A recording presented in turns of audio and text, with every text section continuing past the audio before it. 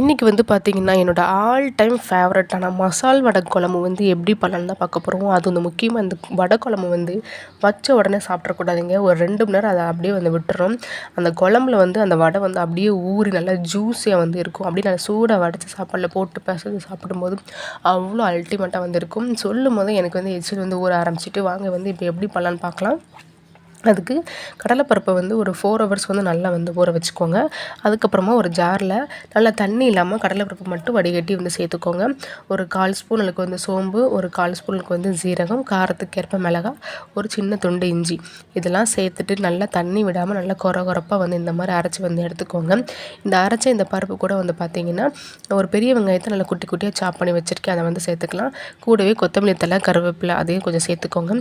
அப்புறம் தேவையான அளவுக்கு வந்து உப்பு இதெல்லாம் அண்டு கொஞ்சமாக வந்து பார்த்திங்கன்னா பெருங்காயத்தூள் இதெல்லாம் சேர்த்துட்டு நல்லா வந்து மிக்ஸ் பண்ணிக்கோங்க. நான் ஆல்ரெடி வந்து பார்த்திங்கன்னா வடை போடுறதுக்கு எண்ணெய் வந்து ஹீட் பண்ணுறதுக்காக வந்து வச்சுட்டேன்.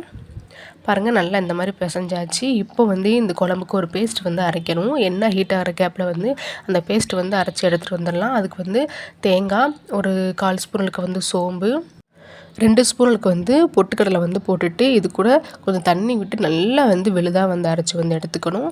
இப்போ நம்ம வந்து குழம்பு பண்ணுறதுக்கு ரெடி பண்ணிடலாம். இதுக்கு வந்து நான் இன்றைக்கி கடலெண்ணெய் வந்து யூஸ் பண்ணியிருக்கேன். நீங்கள் எந்த விதமான ஆயில் வேணாலும் யூஸ் பண்ணிக்கலாம். எண்ணெய் ஹீட் ஆனதுக்கப்புறமா கடுகு, உளுந்தம் பருப்பு போட்டிருக்கேன். இது கூட கொஞ்சமாக வந்து வெந்தயம் வந்து சேர்த்துக்கோங்க. இதில் நல்லா ஹீட் ஆகி பொரிஞ்சு வந்ததுக்கப்புறமா கருவேப்பிலை சேர்த்துட்டு இப்போ ஒரு பெரிய வெங்காயத்தை நல்லா சாப் பண்ணி வச்சுருக்கேன். அதையும் நம்ம வந்து சேர்த்துக்கலாம். வெங்காயம் வந்து வதங்கட்டும். அந்த கேப்பில் நம்ம வந்து வடை போட்டு வந்து எடுக்க ஆரம்பிச்சிடலாம்.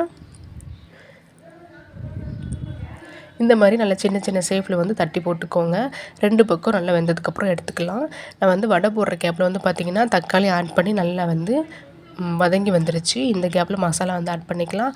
அதுக்கு வந்து மஞ்சள் தூள் வந்து ஒரு 1/4 ஸ்பூன், வீட்டில் அரைச்ச குழம்பு தூள் வந்து ஒரு 1.5 ஸ்பூன் அளவுக்கு வந்து சேர்த்துருக்கேன். நீங்கள் வந்து குழம்புத்தூள் இல்லாதவங்க மிளகாத்தூள், மஞ்சள் தூள் அண்டு மல்லித்தூள், ஜீரகத்தூள் இதெல்லாம் வந்து சேர்த்துக்கோங்க.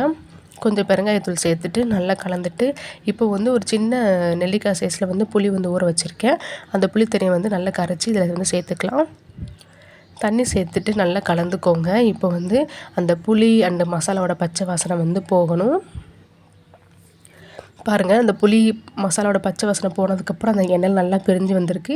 இப்போது இந்த குழம்புக்கு தேவையான அளவுக்கு வந்து தண்ணி வந்து சேர்த்துக்கலாம். அண்ட் நம்ம அரைச்சி வச்சுருக்கிற தேங்காய் பேஸ்ட் இருக்குல்ல அதையும் சேர்த்துட்டு இந்த குழம்புக்கு தேவையான அளவுக்கு வந்து உப்பு அதையும் நம்ம வந்து சேர்த்துக்கலாம். இப்போ இது எல்லாத்தையும் நல்லா வந்து கலந்து விட்டுட்டு ஒரு கொதி வந்ததுக்கப்புறமா அடுப்பை சிம்மில் வச்சுட்டு அந்த தேங்காயோட பச்சை வாசனை வந்து போனதுக்கப்புறமா நம்ம வந்து ஃப்ரை பண்ணி வச்சுருக்கிற அந்த வடையை எடுத்து சேர்த்துடலாங்க. வடையை சேர்க்கும் போது நீங்கள் வந்து ஸ்டவ் வந்து ஆஃப் பண்ணிடலாம். இப்போது வடை எல்லாத்தையும் சேர்த்துட்டு மேலே வந்து கொஞ்சமாக கொத்தமல்லி தழை மட்டும் தூவிட்டு நீங்கள் ஸ்டவ் ஆஃப் பண்ணி ஒரு மூடி போட்டு மூடி வச்சுருங்க. நீங்கள் அதுக்கப்புறமா ஒரு 2 ஹவர்ஸ்க்கு அப்புறம் எடுத்து சாப்பிட்டீங்க அப்படின்னா அந்த வடை வந்து நல்லா குழம்புல ஊறி நல்லா ஜூஸியாக ரொம்ப டேஸ்டியாக வந்து இருக்கும். அந்த மசாலா எல்லாமே அந்த வடையில் வந்து இறங்கியிருக்கும். சாப்பிட்றதுக்கே அவ்வளோ அட்டகாசமாக வந்து இருக்கும். இப்போ நான் வந்து ஸ்டவ் வந்து ஆஃப் பண்ணிவிட்டேன். இப்போ ஒரு மூடி போட்டு மூடி வச்சிடலாம்.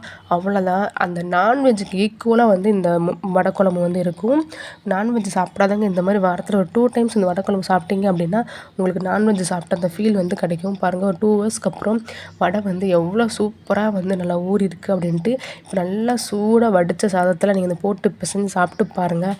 அவ்வளோ அல்டிமேட்டாக வந்து இருக்கும்.